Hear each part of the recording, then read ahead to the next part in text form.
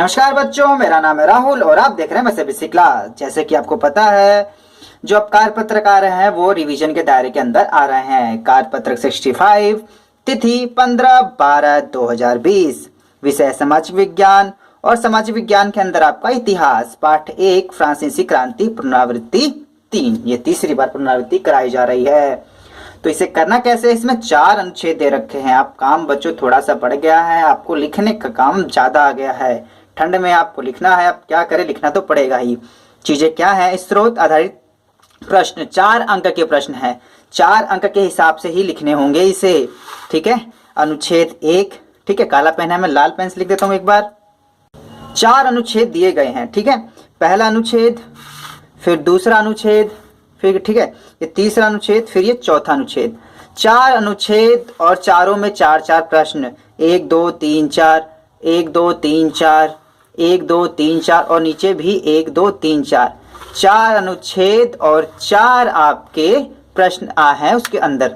ठीक, क्वेश्चन काफी आसान है क्योंकि पुनरावृत्ति के दायरे के अंदर आ रहे हैं, जैसा आपको पता है, लेकिन लिखना तो पड़ेगा बच्चों। तो अभी से आप मेहनत करना शुरू कर दीजिए और लिखना स्टार्ट। अनुच्छेद 1, तो अनुच्छेद 1 को ही पढ़ के आपको इन चारों के आंसर देने हैं, अनुच्छेद 2 को पढ़ के आंसर देने हैं आपको। तो चलिए अनुच्छेद 1 बार जल्दी से पढ़ लेते हैं, और आपने ऐसा कई बार पढ़ा भी होगा।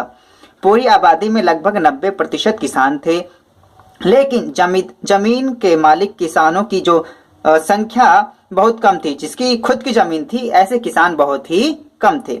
लगभग 60% जमीन पर कुलीन, चर्च और तीसरे स्टेट्स के अमीरों का अधिकार था। ज्यादातर पहले और दूसरे थे, और कुछ तीसरे स्टेट्स के लोग थे उसका अधिकार था, जिसमें अमीर थे। प्रथम 2 स्टेट्स कुलीन वर्ग एवं पादरी वर्ग के लोगों को कुछ विशेषाधिकार जन्मजात प्राप्त थे। बच्चों देख लो, माई सीबीएसई क्लास का टेलीग्राम को ज्वाइन करेंगे तो आपको ये बच्चों को क्वेश्चन आंसर तो आप इजी भी लगेंगे, बहुत अच्छे। इसमें से सबसे महत्वपूर्ण विशेषाधिकार था राज्य को दिए जाने वाले कर से छूट। पहले और दूसरे स्टेट्स के लोगों को कर नहीं देते थे राज्य को, तीसरे स्टेट्स के लोग थे वही कर देते थे। आप पिछली वर्कशीट और जो शुरू में वर्कशीट थी उसमें भी कर चुके हैं। रिवीजन के लिए माई सीबीएसई क्लास के टेलीग्राम को आप ज्वाइन कर सकते हैं। कुलीन वर्ग को कुछ अन्य सामंती विशेष अधिकार भी हासिल थे। वह किसानों से सामंती व वसूल कर करता था। कहने का मतलब सामंतों से कुछ विशेष अधिकार थे। जो पहले के 2 स्टेट्स है ना, उनको अपने काम चलाने के नीचे वाले बंदे कुछ खास काम देते थे, और ये वसूलते थे, कर वसूलने का काम करते थे। किसान अपने स्वामी की सेवा, स्वामी के घर एवं खेतों में काम करना, सैन्य सेवा देना, कर के साथ साथ ये सब भी करता था। वो कौन? तीसरे स्टेट्स का लोग। सेवाएं देना अथवा सड़कों के निर्माण में सहयोग आदि करने के लिए बाध्य थे। ऐसी स्थिति थी। ठीक है, तो चलिए इसे जल्दी से प्रश्न पढ़ते हैं और इसके उत्तर को देना शुरू करते हैं। पहला है, कितने प्रतिशत आबादी किसानों की थी? तो लगभग 90% किसान। ठीक है, तो इसका आंसर किस प्रकार से लिखना है, इस प्रकार से। अनुच्छेद ए प्रश्न 1, उत्तर पूरी आबादी में लगभग 90% किसान थे। ये पहले का आपका आंसर हो जाएगा। दूसरा, किसान वर्गों को जन्मजात विशेषाधिकार प्राप्त थे। ठीक है, किसानी किन वर्गों को? तो प्रथम 2 स्टेट्स कुलीन वर्ग एवं पादरी वर्ग के लोगों को कुछ विशेषाधिकार जन्मजात प्राप्त थे। मैंने पिछली बार भी एक जो फ्लो चार्ट बनवाया था बच्चों, उसे देख लेना, आपको एकदम से प्यार से याद हो जाएगा ये वाला, कोई दिक्कत नहीं आएगी। तीसरा है, किसानों को कर चुकाने के अलावा क्या क्या काम करने होते थे। ठीक है, तो ये देखो आपने सब यहीं से लिखा है, और दूसरे आपके वर्कशीट में थोड़ा सा मैंने मदद ली है उसमें से भी। ठीक है, तीसरा है, तीसरे का उत्तर आपको खेतों में काम करना, सैन्य सेवा देना, सड़कों के निर्माण में सहयोग देना। ये एक्स्ट्रा काम उनके लिए करना पड़ता था। ठीक, प्रश्न नंबर 4, प्रथम और द्वितीय स्टेट्स को मिलने वाला सबसे महत्वपूर्ण विशेषाधिकार क्या था? बच्चों याद हो जाएगा आपको प्यार से, कौन सा? उन्हें टैक्स नहीं देना पड़ता था, टैक्स। और तो लिख लेते हैं, इसमें से सबसे महत्वपूर्ण विशेषाधिकार था राज्य को दिए जाने वाले कर से छूट, या राज्य को दिए जाने वाले टैक्स से छूट। और आपको आज बता दूं, लोग आज भी टैक्स देने से पीछे हटते हैं, इतना बड़ा अमाउंट हो जाता है टैक्स का।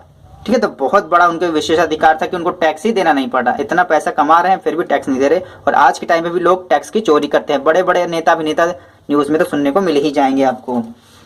लेकिन अब तो लोकतंत्र है, अब ऐसा नहीं है, सबको समान अधिकार है अब।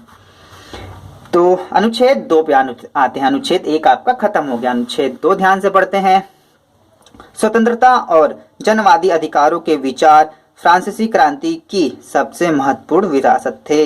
ये विचार 19वीं सदी में फ्रांस से निकलकर बाकी यूरोप में फैले और इससे इनके कारण वहां सामंती व्यवस्था का नाश हुआ। औपनिवेशिक समाजों के लिए संप्रभु राष्ट्र राज्य की स्थापना के अपने आंदोलन में दासता से मुक्ति के विचार को नई परिभाषा दी। ठीक है, इसे पढ़ने के बाद अब नीचे वाला आपको आंसर देना है। फ्रांसीसी क्रांति की सबसे महत्वपूर्ण विरासत कौन सी थी? तो यही दो विचार है, स्वतंत्रता और जनवादी अधिकार। तो इसी का आंसर लिखेंगे हम इस प्रकार से। दूसरे का ये अनुच्छेद 2 प्रश्न 1 का उत्तर, स्वतंत्रता और जनवादी अधिकारों के विचार फ्रांसीसी क्रांति की सबसे महत्वपूर्ण विरासत थी। पहले का आंसर हो जाएगा। दूसरा क्या है? यूरोप में सामंती व्यवस्था के अंत का क्या कारण रहा? तो 19वीं सदी में यूरोप में स्वतंत्रता और जनवादी अधिकार जैसे विचार फैलने के कारण सामंती व्यवस्था का नाश हुआ। वो इसी में से लिखा गया है आपका। ठीक है, यहाँ पे देखोगे तो ये विचार 19वीं सदी में, ठीक है, उसी को आपको मॉडिफाई करके थोड़ा सा लिखना है। प्रश्न 3, फ्रांसीसी क्रांति ने यूरोप को किस प्रकार प्रभावित किया? ठीक है, अब यहां से लिखेंगे इसने स्वतंत्रता, समानता और बंधुत्व के विचार उत्पन्न किए। ठीक, और उत्पन्न किए जिससे फ्रांस की सीमाओं को पार किया और यूरोप में गया और यूरोप को प्रभावित किया। क्रांति ने न केवल लोगों के राजनीतिक, सामाजिक और आर्थिक जीवन को बदल दिया बल्कि विश्व इतिहास के पूरे पाठ्यक्रम को भी प्रभावित किया। तो बच्चों थोड़ा सा ये बड़ा है, लिख लेंगे। अगर इसे लिखेंगे तो आपको समझ में आ जाएगा और चीजें आप कनेक्ट कर पाएंगे तो आप याद भी हो जाएगा। ठीक, प्रश्न 3। प्रश्न 4 की तरफ आंसर चलते हैं। प्रश्न 4 का आंसर है आपके पास। पहले प्रश्न पढ़ते हैं, फ्रांसीसी क्रांति ने दास प्रथा को किस प्रकार प्रभावित किया? ठीक है, तो यहां से लिखेंगे इसका आंसर तो आपको बस यहीं तक हो सकता है, यहीं तक, लेकिन अगर आपको बड़ा लिखना है तो नीचे थोड़ा सा लिख लीजिएगा। सन 1794 के कन्वेंशन में फ्रांसीसी उपनिवेशवाद में सभी दासों की मुक्ति का कानून पारित कर दिया गया। यह कानून एक छोटी सी अवधि तक ही लागू रहा। ये बस फ्रांस के टाइम पे था। ठीक है, अब आगे अगर इसे और बढ़ा के अगर ढंग से लिखना है तो 10 वर्ष बाद नेपोलियन ने दास प्रथा पुनः शुरू कर दी। फ्रांसीसी उपनिवेशों ने से अंतिम रूप से दास प्रथा का उन्मूलन 1848 में किया गया। तो मतलब स्टार्ट तो 1794 से हुआ था, लेकिन पूर्ण रूप से खत्म कब हुआ था? 1884 में। अगर मैं आपकी वर्कशीट दिखाऊं तो ये आपके वर्कशीट में से ही मैंने आंसर लिखा है। वर्कशीट अगर आप 54 देखेंगे, जब 54 में आपको पढ़ाया गया तो 54 में यही साफ सीधी और इसे हाईलाइट करके लिखा गया था। सन 1974 में कन्वेंशन के फ्रांसीसी उपनिवेश में सभी दास की मुक्ति कानून पारित कर दिया गया। बस आप इतना भी लिख सकते हैं, लेकिन नहीं बच्चों, सभी हाईलाइट के अंदर लिखेंगे तो आपको ये लिखना चाहिए। ठीक है, 10 वर्ष बाद नेपोलियन ने दास प्रथा शुरू कर दी। उसने जब नेपोलियन आया तो उसने दोबारा शुरू कर दी, लेकिन हुआ क्या? फ्रांसीसी उपनिवेशों ने अंतिम रूप में दास प्रथा का उन्मूलन 1848 में किया गया। ठीक है, इस प्रकार लिखेंगे तो आपका ज्यादा आंसर होगा। ये आपके वर्कशीट में से ही लिखा गया है बच्चों, बहुत ही प्यारा आंसर। इस प्रकार से आपको अगर पूरा लिखेंगे तो और अच्छा रहेगा। अब आते हैं आपके प्रश्न अनुच्छेद नंबर 3 पर। ठीक है, पहले अनुच्छेद पढ़ लेते हैं एक बार। महिलाएं इस तरह से निराश हुई कि 1791 के संविधान में उन्हें सक्रिय नागरिक का दर्जा दिया गया था। सॉरी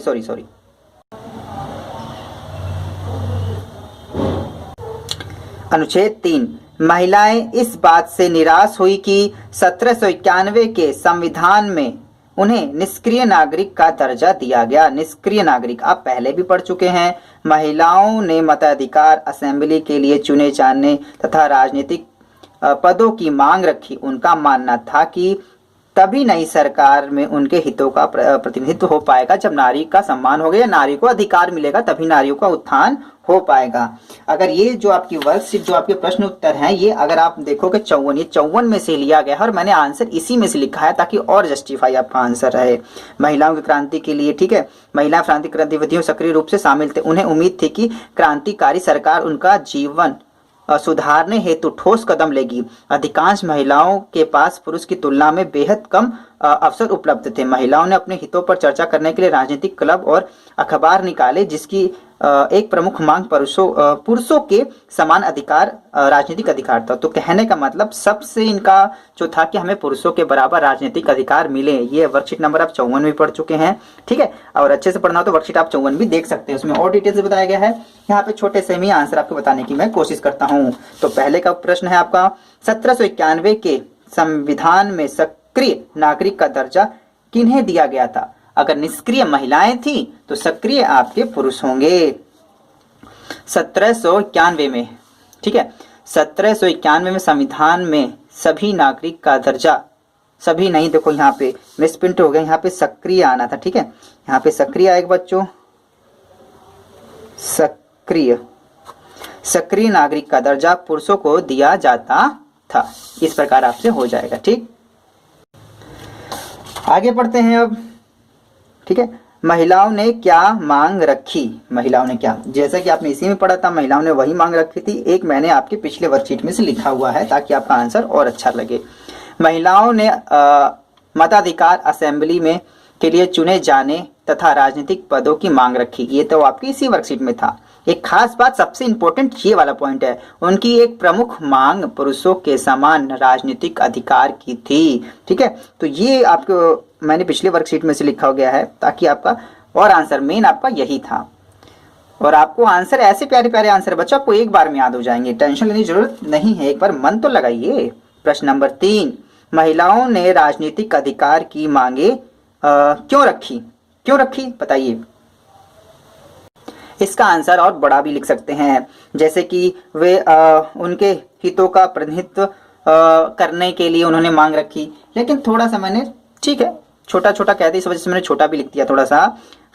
महिलाएं फ्रांसीसी क्रांति की गतिविधियों में सक्रिय रूप से शामिल थी, लेकिन 1791 के संविधान में उन्हें निष्क्रिय नागरिक का दर्जा दिया गया और उनको इस बात का डर था जब हमें सक्रिय नागरिक दिया ही नहीं गया है तो हमारे उत्थान की बात होगी नहीं। तो वो अपने उत्थान के लिए सरकार की उन नीतियों का प्रतिनिधित्व करने के लिए मांगे रख रही थी। इस प्रकार और भी आप बना के लिख सकते हैं। ये तो आपको नहीं समझ में आता तो तीसरे का आंसर यहाँ तक लिख सकते हैं आप। प्रश्न नंबर 4, महिलाओं को समान अधिकार मिलने से क्या परिवर्तन आ सकता है? क्या परिवर्तन आ सकता है ये आपको अपने मन से भी बनाना है और अपने मन से भी बना के लिख सकते हैं। समाज में समानता होगी, अगर समान अधिकार मिल जाते हैं तो महिलाओं का सम्मान होगा। महिलाएं व्यावसायिक परीक्षण ले सकती हैं, कलाकार बन सकती हैं और व्यवसाय चला सकती हैं। कलाकार कह रहा हूं मैं, टिकटॉकर नहीं, ठीक है, कलाकार बनना है, टिकटॉकर नहीं।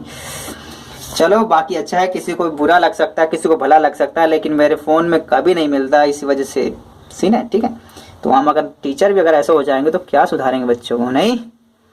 तो प्रश्न नंबर 4, सॉरी अनुच्छेद 4 पर आते हैं। आप अनुच्छेद 4 पढ़ेंगे, फिर इसके प्रश्नों के उत्तर देंगे हम, ठीक है। 1 मिनट, साफ दिख रहा है ना? बिल्कुल सही। अनुच्छेद 4, तीसरे स्टेट में इन सौदागरों एवं निर्माताओं के अलावा प्रशासनिक सेवा व वकील जैसे पेशावर लोग भी शामिल थे। ये सभी पढ़े थे और इनका मानना था कि समाज के किसी भी समूह के पास जन्म विशेषाधिकार नहीं होने चाहिए। किसी भी व्यक्ति की सामाजिक हैसियत का आधार उसकी योग्यता ही होनी चाहिए। व्यक्ति कुशल है तभी उसे उस प्रकार के अधिकार दिए जाने चाहिए। तो लिखते हैं तीसरे स्टेट में कौन कौन से वर्ग शामिल थे, जैसे हमने पिछली ही वर्कशीट में किया था। लेकिन फिर भी आपको बता दूं, आपके सपोर्ट मटेरियल देखेंगे, आपकी जो सपोर्ट मटेरियल है, सहायक सामग्री है 2019-20 की, बेचना मना है। और स्टेट में अगर आप इस प्रकार से अगर इसे आप फ्लो से याद करें, पिछली बार आपने बनाया भी होगा इस प्रकार से, तो तीसरे स्टेट में देखेंगे तो ये 3 कैटेगरी के लोग आते हैं, ठीक है। सबसे अमीर, मध्यम और गरीब, ठीक है, तीनों प्रकार के लोग थे। आपको ये समझाने की कोशिश कर, आपको इस प्रकार से लिखना है, अमीर, ठीक है, मध्यम या गरीब, इस प्रकार से लिखना तो इस प्रकार से लिख सकते हैं, नहीं तो एक साथ भी लिख सकते हैं, कोई दिक्कत की बात नहीं है। तो मैंने कौन कौन से वर्ग शामिल थे, ठीक है, तो इस प्रकार से लिखेंगे हम, ठीक है, 3 वर्ग शामिल थे। अगर आपको और बड़ा करके लिखना है तो अनुच्छेद 4 प्रश्न 1 का आंसर, तीसरे स्टेट्स में बड़े व्यापारी, अदालती कर्मचारी, वकील, किसान, कारीगर, छोटे किसान, भूमिहीन, मजदूर, नौकर आदि शामिल थे। इस प्रकार से आप लिख सकते हैं प्रश्न 1 का उत्तर। प्रश्न नंबर 2, क्या अमीर पादरी भी तीसरे स्टेट के सदस्य थे? तीसरे स्टेट, अगर मैं आपको चित्र दिखाऊं, प्रथम स्टेट में साफ तौर पे पादरी लिखा गया है, अमीर गरीबी की बात नहीं है। और जो तीसरा स्टेट है वहां पे छोटे तक मतलब पादरी वर्ग नहीं आ रहे। जैसे आपको मैंने बताया था, जो फादर वगैरह होते हैं, पंडित वगैरह होते हैं, उनको खास वर्ग में ही रखा जाता है। जैसे सुदामा को देखो तो बहुत ही गरीब व्यक्ति थे, लेकिन फिर भी उन्हें तो ब्राह्मण नाम से ही जाना जाता था, एक अलग ही दर्जा था उनका। तो इसी प्रकार से इनका भी रहता है। तो क्या अमीर पादरी भी तीसरे स्टेट के सदस्य थे? बिल्कुल नहीं। इसका आंसर साफ साफ आप नहीं करके दे सकते हैं। नहीं, सभी पादरी प्रथम स्टेट में आते थे, ठीक है, नहीं। और इसका याद रखना, कॉमा लगा रखा है, कहीं उसी में मत मिला लेना। नहीं, पहले ने पूछा क्या, तो उसका मतलब नहीं, सभी पादरी प्रथम स्टेट में आते हैं, याद रखना, कॉमा लगा रखा है नहीं के बाद। बहुत महत्वपूर्ण बात होती है। तीसरे स्टेट के लोगों का विशेषाधिकार के बारे में क्या मानना था? ठीक है, तो यहां से प्रश्न नंबर 3 लिखेंगे। तीसरे स्टेट के लोगों का मानना था कि समाज के किसी भी समूह के पास जन्मा विशेषाधिकार नहीं होने चाहिए, ठीक है, क्योंकि वहां पे कुछ पढ़े लिखे लोग भी थे और उनका अपना मानना था और ठीक भी था। प्रश्न नंबर 4, अनुच्छेद 4, लास्ट प्रश्न पे आ जाते हैं। आपकी वर्कशीट यहाँ पे खत्म होने वाली है। तीसरे स्टेट के लोगों के अनुसार सामाजिक हैसियत का आधार क्या होना चाहिए? ठीक है, तो यहाँ पे लिखा है, प्रश्न नंबर 4 का उत्तर है, इस प्रकार से लिखेंगे, तीसरे स्टेट के लोगों के अनुसार किसी भी व्यक्ति की सामाजिक हैसियत का आधार उसकी योग्यता ही होनी चाहिए। ठीक है, बहुत ही सिंपल तरीके से लिख दिया गया है। प्रश्नों आपको तो लिखने का बहुत काम आ गया। इस प्रकार से आप वीडियो को रोक के लिख सकते हैं। मैं काफी देख रहा हूँ, अब क्या करेंगे, लिखना तो पड़ेगा नहीं बच्चों। और आपकी एज ही लिखने वाली है, तो ठंड में थोड़ा सा आलकसपन मत दिखाइए और लिखना शुरू कीजिए। माय सीबीएसई क्लास के इस वीडियो को देखने के लिए धन्यवाद। जय हिंद, जय भारत।